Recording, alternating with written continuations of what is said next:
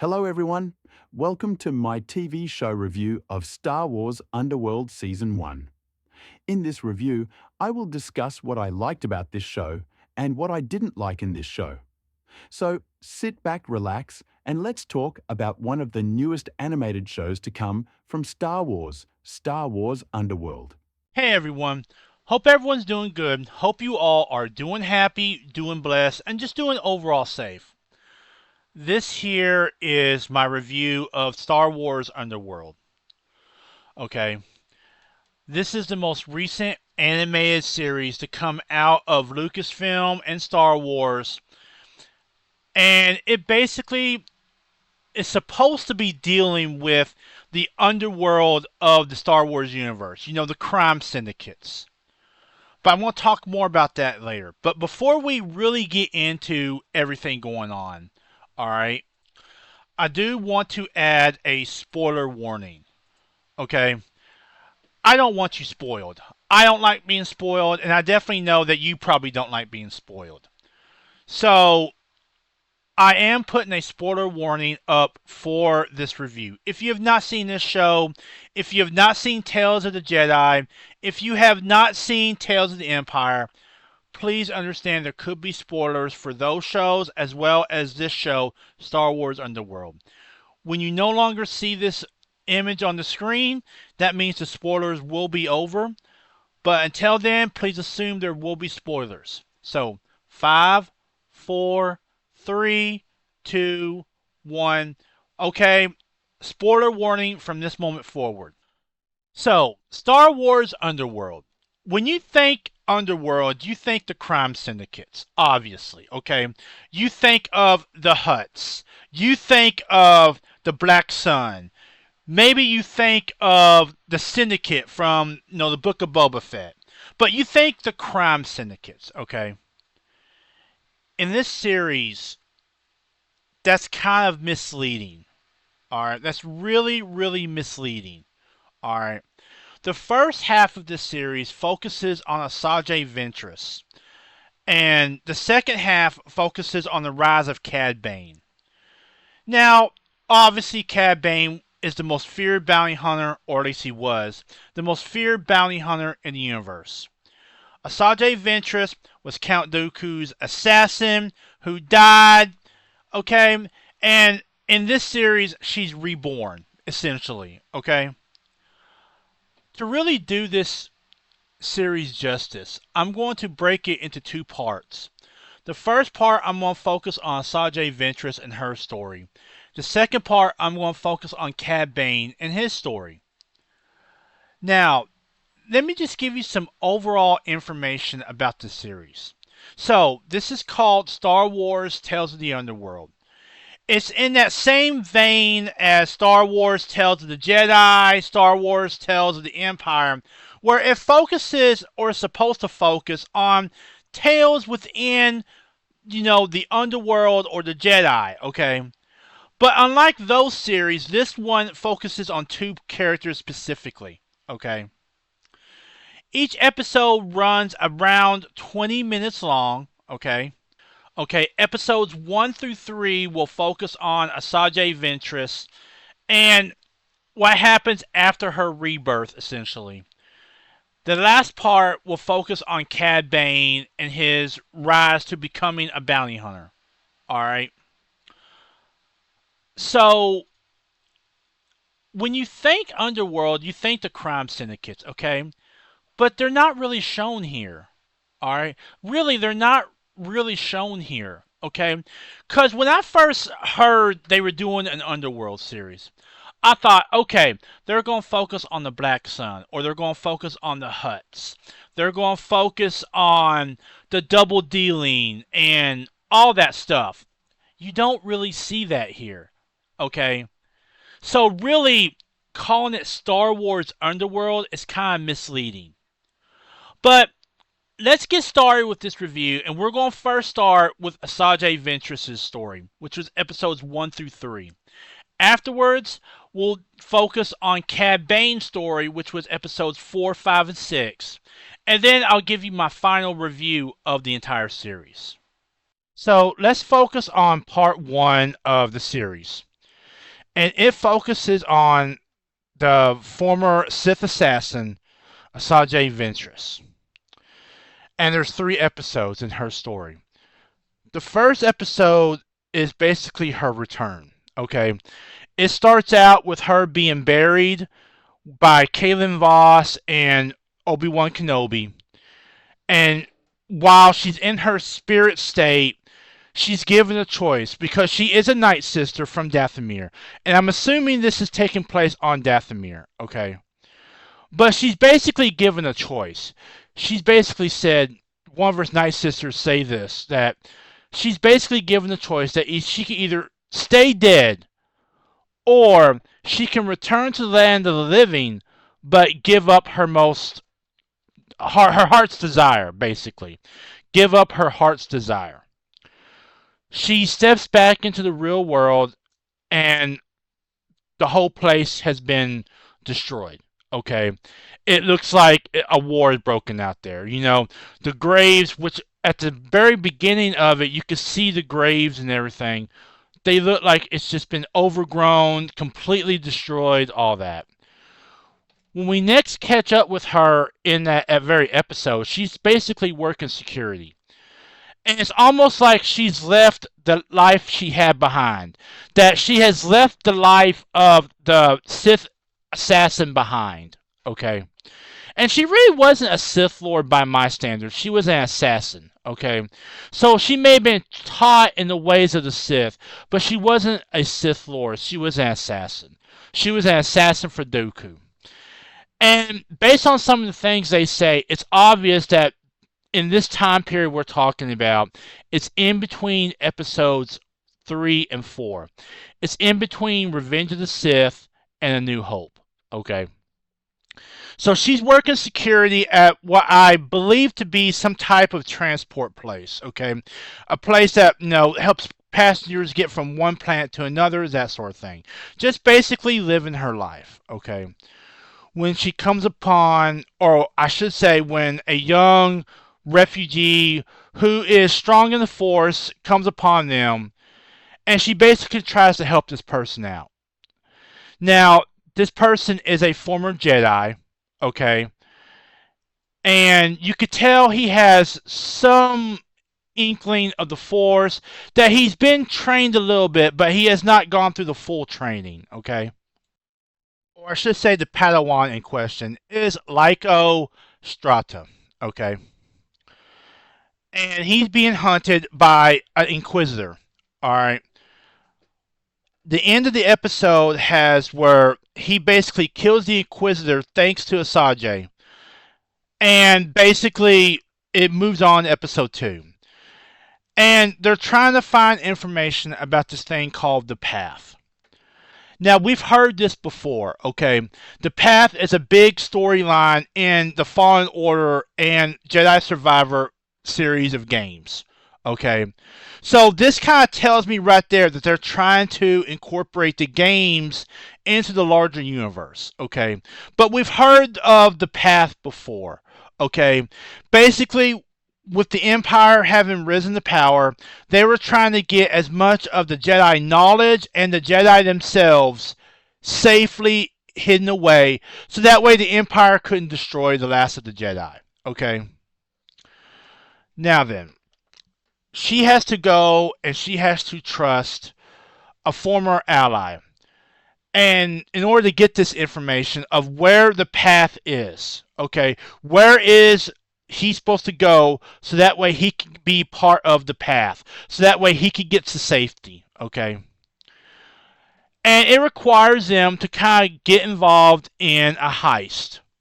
The heist goes wrong, and her partner, her friend, whatever, basically tries to betray them, so that way she can get more money than she would have gotten for the actual job. They stop her, and they get the information. Then we come to the 3rd episode. The 3rd episode basically finds her on the planet where the path is. Where the beginning of, I guess you could call it an underground railroad of Jedi is, okay? So basically, This planet is the beginning of this underground railroad for Jedi knowledge, all that, okay? Well, they come upon a former separatist soldier who needs water. And they get caught up in this war between this old separatist soldier who just can't seem to stop fighting and these aliens who technically own the water that he's basically stealing. And throughout this whole entire episode, they basically get them together and basically help him out by negotiating some type of deal between this old separatist soldier and his granddaughter and these aliens who technically own the water that he needs to survive, that his granddaughter needs to survive. Okay. And then at the very end of the episode, Lyco has the choice to actually get on the path, to join the path, and to get into this underground railroad of Jedi and Jedi knowledge. But instead, he stays with Asajj Ventress, and that's where her story ends. That's basically the first 3 episodes of Star Wars Underworld. I think that these are some of the most enjoyable episodes of the entire series, okay? I mean, you get them started out with Quaylen Voss and Obi-Wan Kenobi basically burying Asajj Ventress. You have her make this impossible choice. And throughout these 3 episodes, you not only have her facing her past, but becoming more open-minded about her future, especially with Lyco. Okay. So these are the best episodes of Underworld. Okay. I really liked her growth throughout. There was real growth for Asajj Ventress throughout these entire episodes. You know, when you first meet up with her after her rebirth, she's just surviving. She's a security guard. She maybe can beat up a guy and throw him out, and all that. And then she meets Lyco, and she's no longer a survivor. She slowly becomes something else. Okay? And you see her growth throughout all 3 of these episodes. And these are the best episodes, okay? I enjoyed Lyco and how he kind of pulled her away from what she was to what she could be, okay?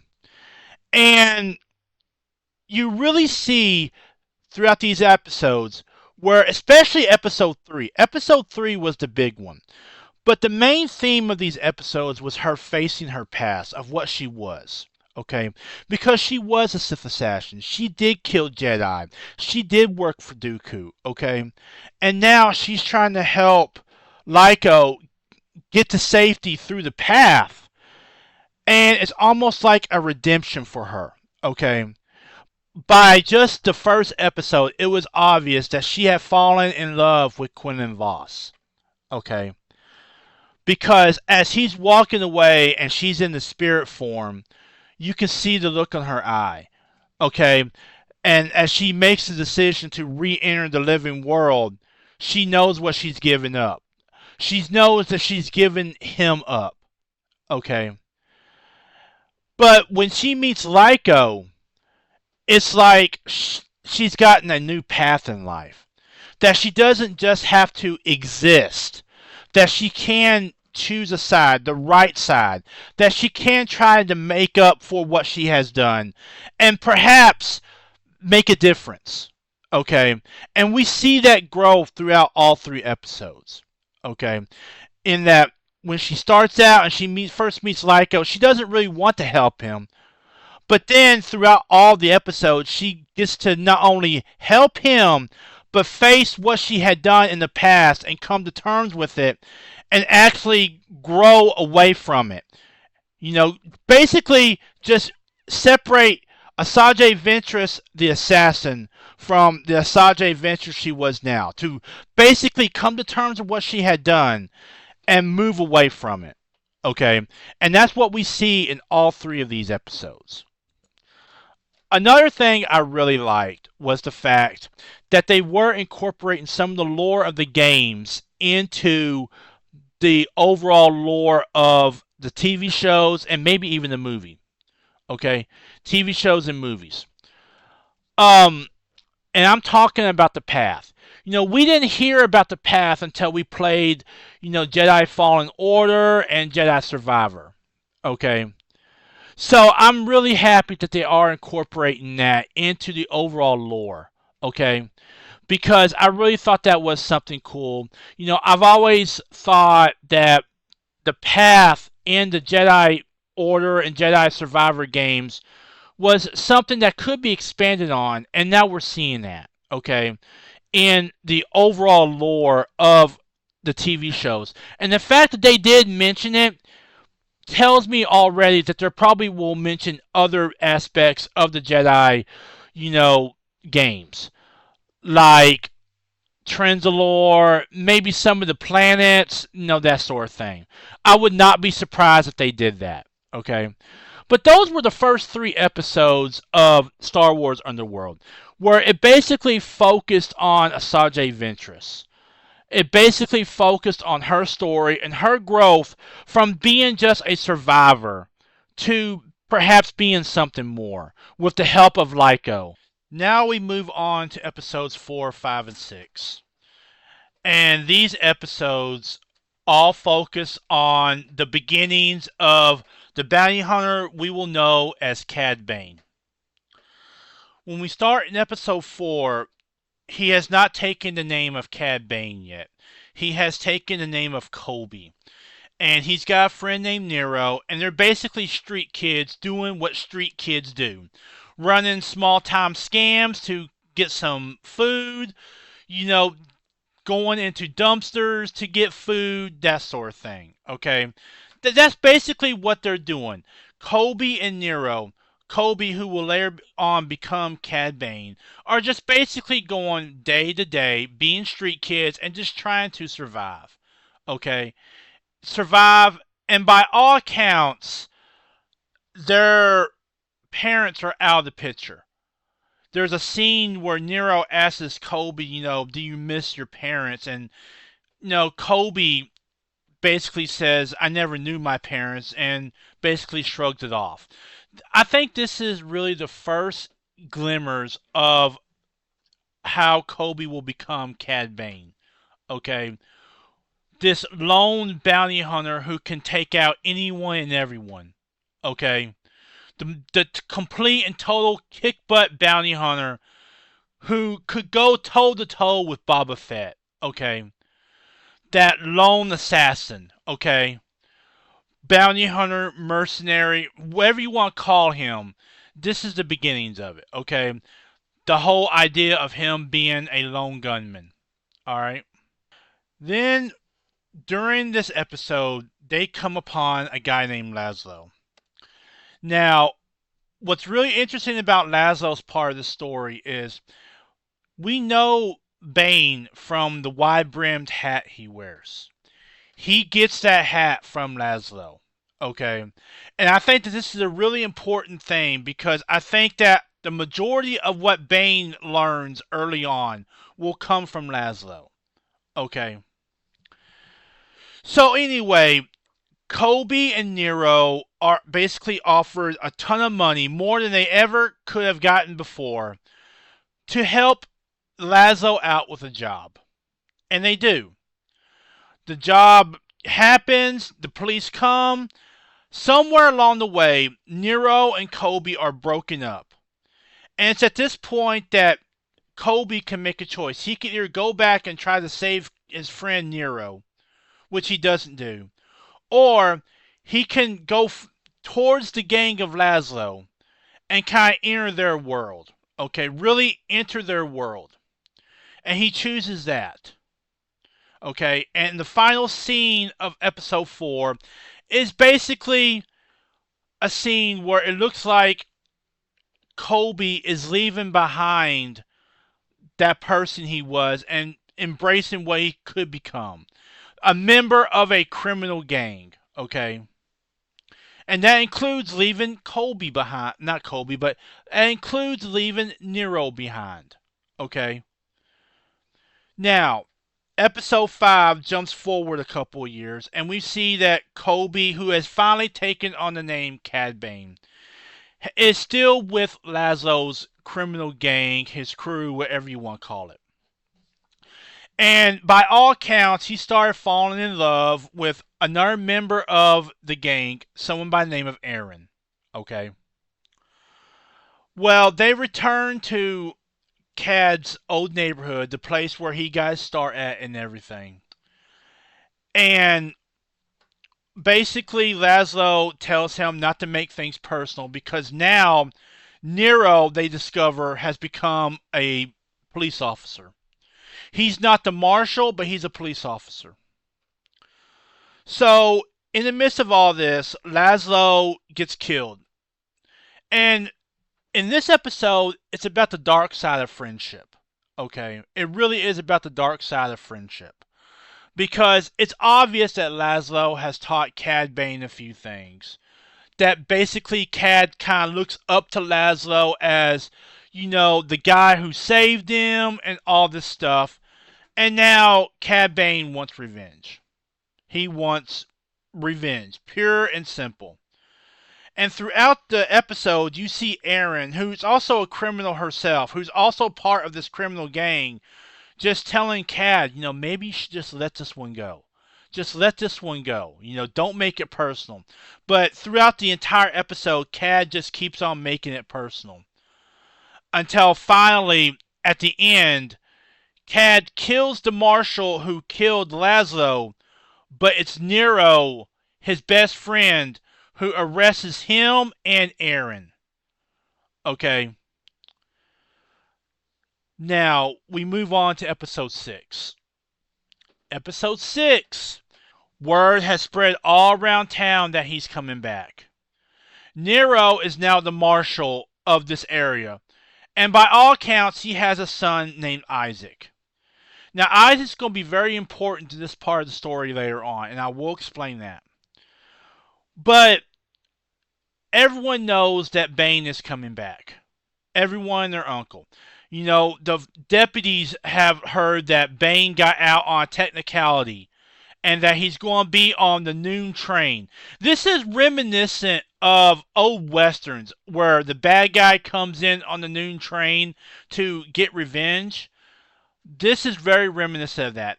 That they find out that Cad Bane is going to be on the noon transport from this other planet, and that basically his crew is waiting for him.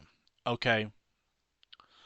So we get this build up. The city council calls in Nero. This is a very Nero heavy episode. Okay? That basically the city council calls Nero in, basically says maybe you need to take a few days off, go somewhere else, take Isaac with you.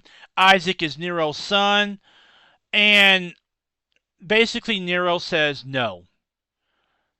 Basically Nero is saying, no, I'm not doing that. If he comes here causing trouble, I'm going to be here. Okay?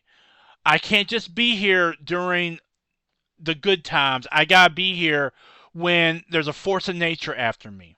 Okay? And throughout all this episode, we keep on getting glimpses and hearings about what happened to Erin. We don't exactly know what happened to her, but we know that Erin and Nero got together somehow.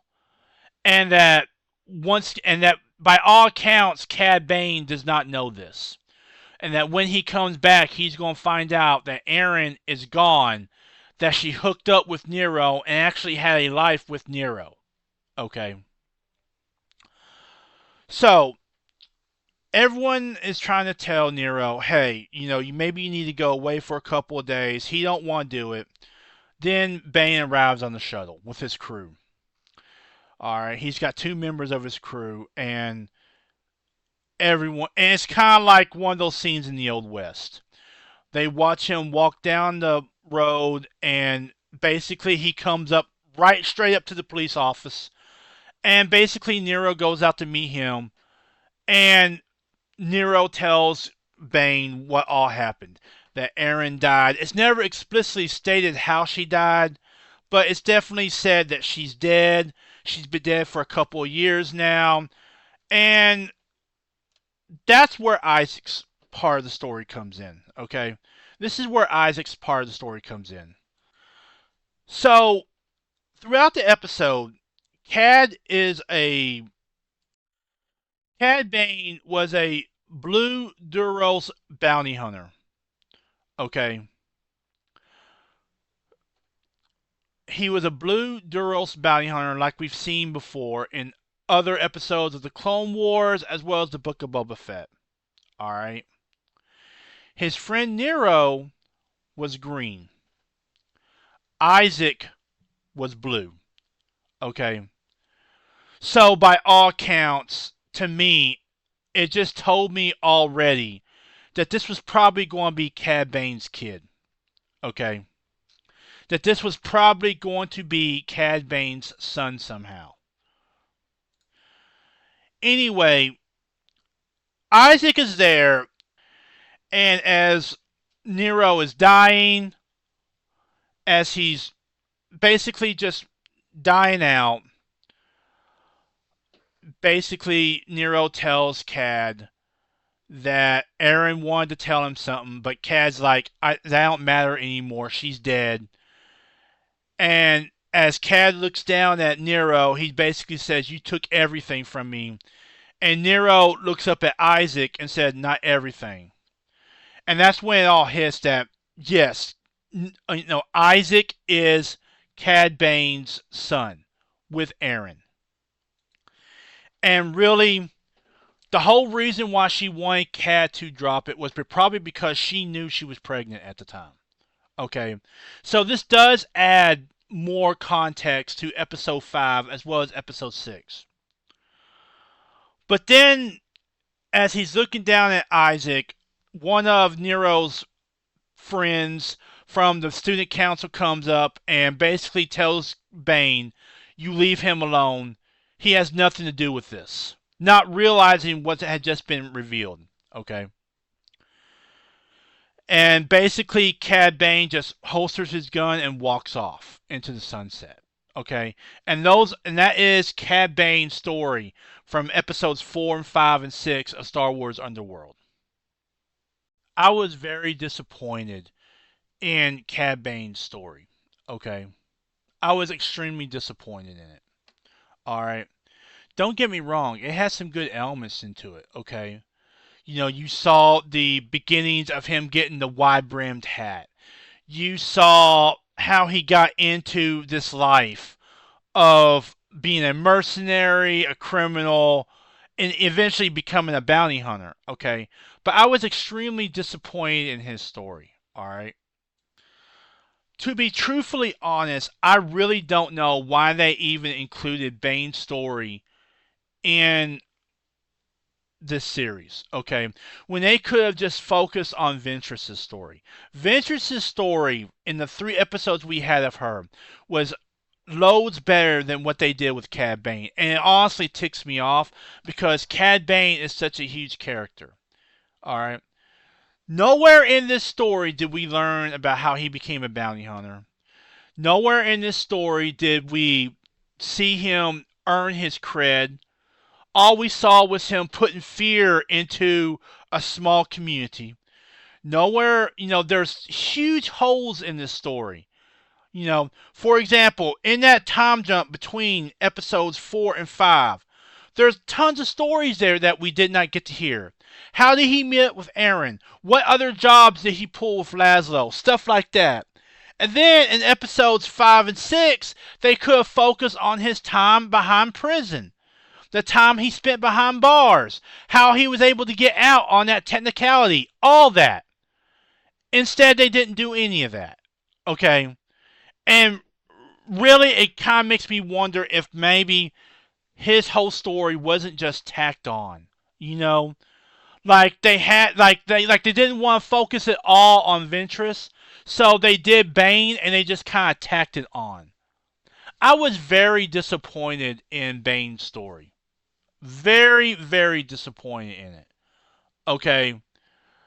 And I felt they could have done so much better with Bane's story that they didn't do. They just flat out did not do. Not only do they have all the holes in it, Okay.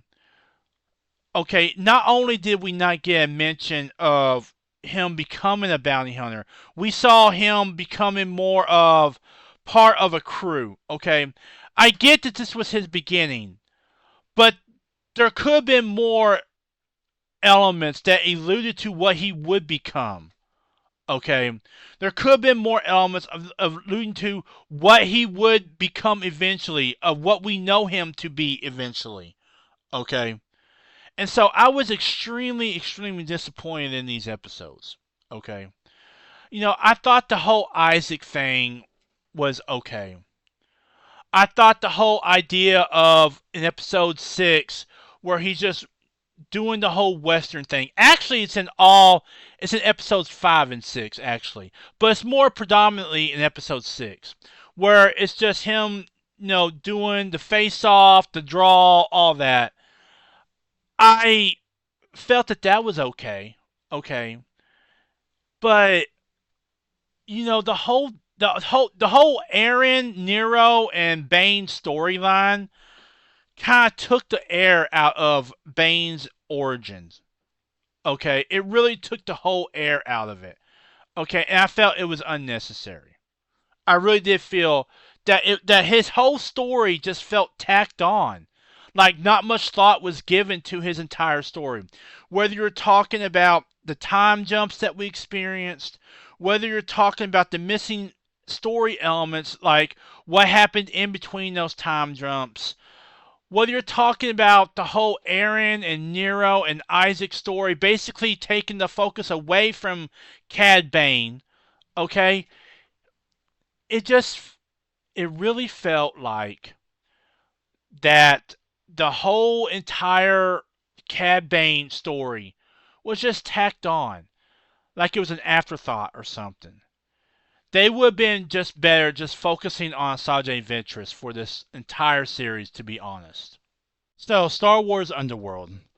What did I like about it? I liked the Sanjay Ventress stuff. Okay, I thought that story was really well done. It really showed growth in Ventress's character, and it showed at the end of it how she had left behind the whole idea of being an assassin, of being that Sith assassin that we saw in the Clone Wars, and have become something else. Okay, maybe not a Jedi, maybe not a Sith, but something else. Okay, and that she had embraced no longer walking this path alone, of being not just a survivor, but someone who's actually living again. Okay, all thanks to Lyco. All right. I liked her story. I thought her story was really well done. There wasn't a whole lot of plot holes in her story, and there was some sort of resolution to it. Okay, we saw some resolution to her story. Okay, and the fact that they incorporated some of the lore from the Jedi Fallen Order game into the actual Star Wars was really cool, and I thought it's probably going to be the first of many examples of that. And I'm specifically talking about the path. All right. What didn't I like? I didn't like the Cad Bane stuff. Okay, I thought they did his character dirty. I thought they did his character wrong. Cad Bane is supposed to be the most feared bounty hunter, mercenary, criminal in the entire universe. Okay, the guy who could go toe to toe with Boba Fett and come out on top. All right. Now we know that that didn't happen because eventually Boba Fett did kill him. But before that, he was the most feared bounty hunter and mercenary in the entire galaxy. Okay. His story had too many plot holes in it. His story did not really give us a resolution in terms of seeing him become this awesome and evil mercenary and bounty hunter. Okay, and the whole Aaron and Nero and Isaac story kind of took the air out of his story. This was supposed to be Cad Bane's story, not the story of Cad Bane, Aaron, Nero, and Isaac. Okay, and it kind of took the whole air out of it. Another thing I didn't like was this is supposed to be Star Wars Underworld, okay? That's what this is called, Star Wars Underworld. Not once did we hear anything about the Hutt organization, about the Syndicate, about the Black Sun. Where are these huge crime syndicates that we know from Star Wars? Okay? At minimum, you could put in either the Pike Syndicate or the Hutt Syndicate, as they've already been featured in The Mandalorian. They've already been featured in Star Wars movies, and they're already known to us. Okay, I could kind of understand why you would not want to do the Black Sun. Okay, because it's still kind of up in the air whether or not the Black Sun crime syndicate is part of the lore. I get that. Okay, but you could have at least talked about the Pikes and the Hutts, and you didn't even do that. This is called Star Wars Underworld. It's supposed to be taking a look at the underworld of Star Wars. The war between the criminals and the cops. Okay? And you couldn't even feature one syndicate from Star Wars in this series. And the last thing I didn't like was the fact that it honestly felt like I was watching two different series. The Asajj Ventress stuff, I could absolutely love to watch. I would love to see more of her and Lycos and their adventures. Okay, I couldn't care less about the Cad Bane stuff. Okay, this whole entire season, all 6 episodes, literally felt like you were watching two separate shows. Okay, you had the good stuff, which was the Asajj Ventress stuff, which was episodes 1, 2, and 3. And then it just ended on this crappy note of episodes 4, 5, and 6 that focused on Cad Bane. Okay? I mean, I don't know how else to say that. So, taking all that into consideration, both the good and the bad, what do I give this series? I mean, what final score do I give this show? So, at the end of the day, I did like the Asajj Ventress stuff. I did feel that her story did kind of bring it up. It's where they transitioned to Bane that it kind of fell flat. So, considering all that and everything else, I'm going to give this a 4 out of 10 stars. Okay? The reason I'm giving it a 4 out of 10 stars is because I did not like the Bane stuff. I thought that they did Cad Bane wrong, and really they didn't put a whole lot of thought into Bane's story. Okay?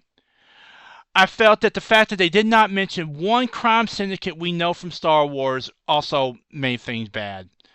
Okay? But on the flip side of that, I like the Asajj Ventress stuff. Okay? I thought that it did allow her story to go forward into what we know to happen. And I thought it was real growth in her character. Okay? But it's really disheartening to see such a good story with Asajj Ventress and Lycos, and then have it all brought down by what they gave us with Cad Bane. Okay? Cad Bane has so many great stories, but what they did, it's just wrong. Okay? It literally felt like no one cared about this character. Like, they cared about Asajj Ventress. They liked Asajj Ventress. And then they transitioned to Cad Bane, and it's just like, oh, we'll put something out there. They'll watch it. So, giving that, I'm giving it 4 out of 10 stars. This would be something you would watch on, say, a Saturday when you have nothing else to watch. Okay? When you literally don't want to get, where you don't want to get caught up into a long series or anything, this would be that. Okay? Will I come back to it? No. But I would say that episodes 1, 2, and 3 are a whole lot better than episodes 4, 5, and 6. The Asajj Ventress stuff was great. I thought they did a real good job on that. You know, it's the Cad Bane stuff. They just fell flat. Okay? I mean, and the fact that they did not mention the Pikes at all in this entire series, that they didn't mention the Hutts or the Black Sun, that they didn't even mention Boba Fett. Okay? That they didn't even mention him. Okay? I can I give them a pass on that because I think at this time Baba is still real young and all that. But all the Cad Bane stuff really brought this series down. And so I'm giving it a 4 out of 10 stars. This would be something that you have to watch when there's nothing else to watch and you want to watch and you just gotta watch something Star Wars, you watch this. When you don't want to get caught up in a long series, you watch this. Okay? I'm really disappointed in what they did with Cad Bane in this series. I'm really, really disappointed in it. Okay? I felt that they did his character wrong, that they could have done so much better. Okay? But anyway, that is my review of Star Wars Underworld. It gets a 4 out of 10 stars. They could have done so much better. I mean, just flat out, they could have done so much better. And it honestly seems like they chose not to.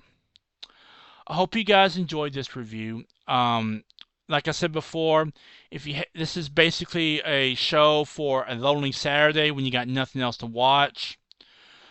But I hope you guys enjoyed this review. Check out some of my other videos as well as my streams and other commentary over on my other video sites. I will see you guys in the next video and in the next stream. Laters. Ladies and gentlemen, that was my review of Star Wars Underworld. I hope you enjoyed it. Check out my other video sites as well as my social media. We will see you in the next video and the next stream. Laters.